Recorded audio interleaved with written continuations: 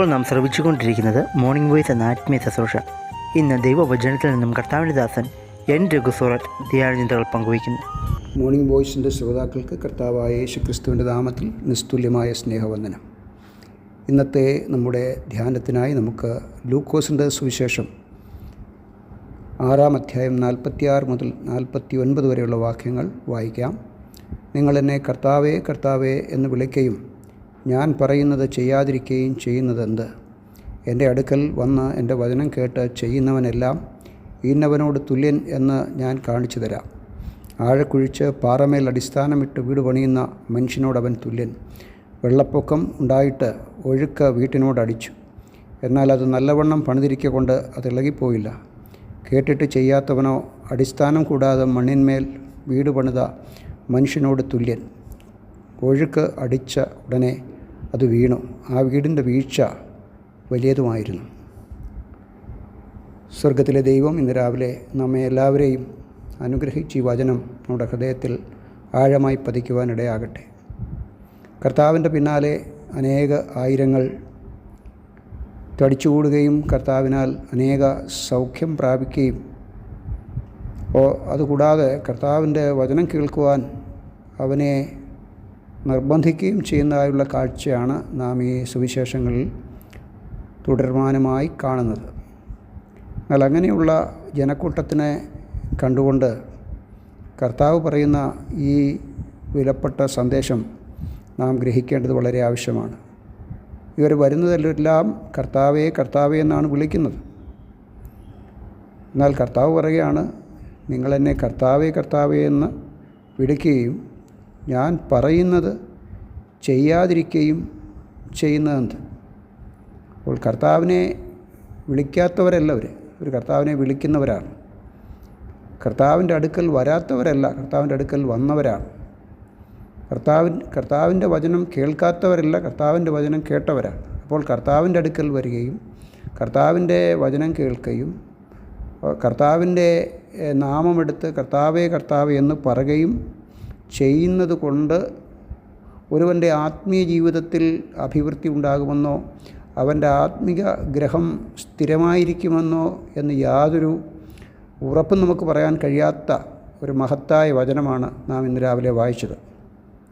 കർത്താവ് പറയുന്നത്, എൻ്റെ അടുക്കൽ വന്ന് എൻ്റെ വചനം കേട്ട് ചെയ്യുന്നവൻ എന്നാണ്. രാവിലെ ദൈവം നമ്മെ സഹായിക്കട്ടെ. നമ്മുടെ കർത്താവിൻ്റെ വചനം നാം കേട്ട് അവൻ്റെ കൃപയ്ക്കായി യാചിച്ച് അവൻ പറയുന്നത് കേട്ട് ചെയ്യുവാനുള്ള മനസ്സ് കർത്താവ് നമുക്ക് തരട്ടെ. പലപ്പോഴും കേൾക്കാൻ വളരെ ഇമ്പമാണ്. കർത്താവിൻ്റെ വചനം കേട്ട് സന്തോഷിക്കുന്നവർ ധാരാളമുണ്ട്. കർത്താവിൻ്റെ വചനം കേൾക്കുന്നത് തന്നെ ഒരു അനുഗ്രഹമാണെന്ന് നമുക്കറിയാം. എന്നാൽ അത് പൂർണ്ണമാകുന്നില്ല.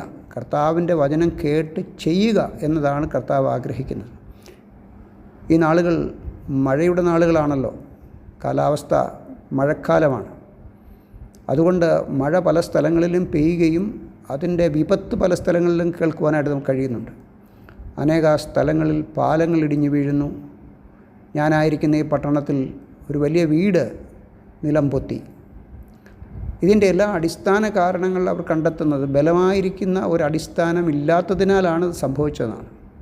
ഇവിടെ കർത്താവ് പറയുന്നത്, എൻ്റെ അടുക്കൽ വന്ന് ഞാൻ പറയുന്നത് കേട്ട് ചെയ്യാതിരിക്കുന്ന മനുഷ്യൻ ബുദ്ധിയില്ലാത്ത മനുഷ്യനാണെന്നാണ്. അവൻ എന്തു ചെയ്തു? അവൻ മണലിന്മേൽ വീട് പണിതു.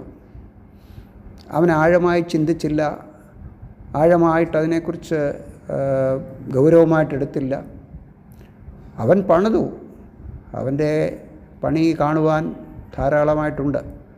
അത് ഭൂമിമേൽ അങ്ങനെ മനോഹരമായിട്ട് നിൽക്കുകയാണ്. എല്ലാവരുടെയും കാഴ്ചയ്ക്ക് അവൻ്റെ പ്രവൃത്തികളൊക്കെ ഉണ്ട്. എന്നാൽ അതിന് ആഴമില്ല. പ്രിയമുള്ളവരെ, നമ്മുടെ ആത്മീയ ജീവിതം, നമ്മുടെ ആത്മീയ ഗ്രഹം അതെത്രമാത്രം ആഴത്തിൽ പണിതിരിക്കുന്നു എന്നുള്ളതാണ് നാം മനസ്സിലാക്കേണ്ടത്. ചില വൃക്ഷങ്ങൾ വളരെ ഉയരത്തിൽ ഉയർന്നു നിൽക്കുന്നതായിട്ട് നമുക്ക് കാണാൻ കഴിയും. ഏത് കാറ്റത്തും അത് ഉലഞ്ഞ് ഒടിഞ്ഞ് മറിഞ്ഞ് വീഴാതിരിക്കുന്നതിൻ്റെ മുഖ്യ കാരണം അതിൻ്റെ വേര് വളരെ ആഴത്തിലേക്ക് പോകുന്നത് കൊണ്ടാണ്. ഇവിടെ കർത്താവ് പറയുന്ന ഒരു കാര്യം, നിങ്ങൾ എൻ്റെ വചനം കേൾക്കാതെ എൻ്റെ വചനം കേട്ടിട്ട് ഞാൻ പറയുന്നത് ചെയ്യാതിരിക്കുന്നത് കൊണ്ട് നിങ്ങൾ ചെയ്യുന്ന ഒരു കാര്യം, നിങ്ങൾ ആഴത്തിലേക്ക് പാറമേൽ നിന്ന് പണിയുന്നില്ല എന്നുള്ളതാണ്. മണലിന് മുകളിൽ പണിയുന്നതല്ല, മണൽ കുഴിച്ച്, ഭൂമി കുഴിച്ച് അതിനാഴത്തിലേക്ക് ചെല്ലുമ്പോൾ പാറയുണ്ട്. മലവെള്ളം വരുമ്പോൾ മണ്ണും മണലും എല്ലാം ഒഴുകിപ്പോകും. എന്നാൽ പാറയും പാറക്കെട്ടുകളും ഒഴുകുന്നില്ല.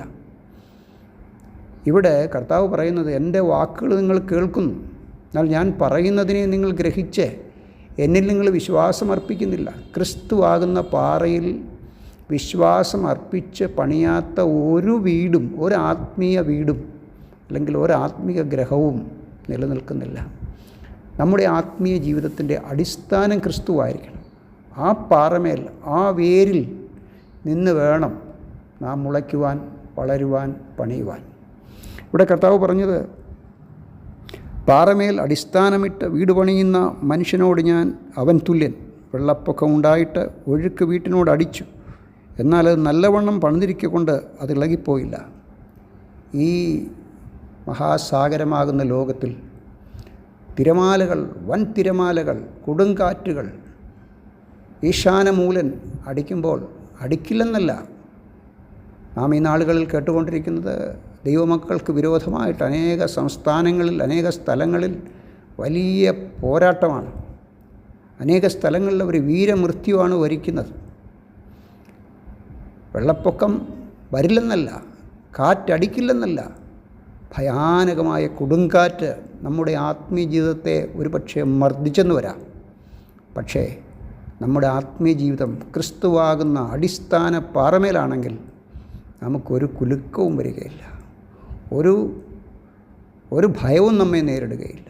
നാം നിലനിൽക്കും, കർത്താവിൻ്റെ വരവോളം നിലനിൽക്കും. അങ്ങനെയല്ല എങ്കിൽ നാം ഇവിടെ ഇങ്ങനെ വായിക്കുന്നു, കേട്ടിട്ട് ചെയ്യാത്തവനോ അടിസ്ഥാനം കൂടാതെ മണ്ണിന്മേൽ വീട് പണിത മനുഷ്യനോട് തുല്യൻ.